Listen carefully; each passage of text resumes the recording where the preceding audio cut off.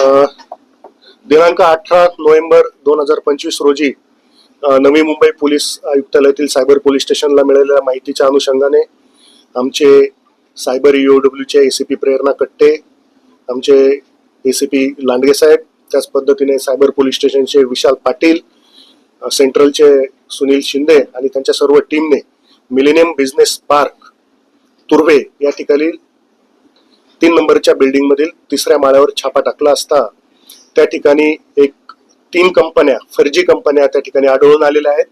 या ठिकाणी साधारणतः 97 मुलं मुली हे काम करत होते.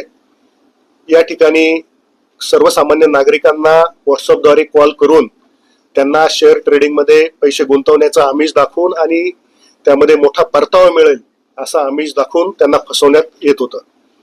या ठिकाणी अधिक तपास केला असता असं निदर्शनास आलेलं आहे की या नागरिकांना फसवल्यानंतर यांची कडून जी काही रक्कम आलेली आहे ती काही म्यूल अकाउंट्स मध्ये जात होती. NCCRP पोर्टलवर आपण तपासला असता आतापर्यंत याबाबत 31 कंप्लेंट, या बँक अकाउंट बाबत 31 कंप्लेंट आपल्याला मिळालेल्या आहेत.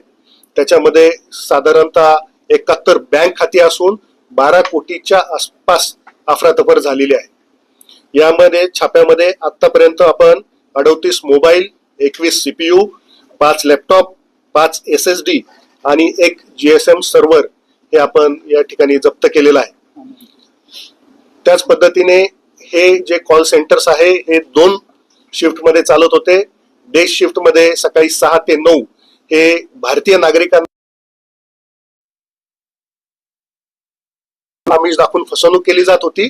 तर रात्री 6:30 नंतर 3:30 वाजेपर्यंत हे अमेरिकन नागरिकांना मायक्रोसॉफ्टच्या सॉफ्टवेअर मध्ये आलेल्या एरर काढून घेण्याकरता सेवा शुल्क साठी त्यांच्याकडून पैसे घेण्यात येत होते आणि त्याद्वारे त्यांची फसवणूक करण्यात येत होती.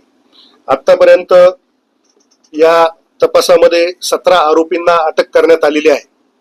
या ठिकाणी ज्यावेळेस छापा टाकला त्यावेळेस आमच्या सायबर पोलीस स्टेशनला महाराष्ट्र सायबर यांच्या एक्सपर्टची मोठ्या प्रमाणामध्ये मदत झालेली आहे.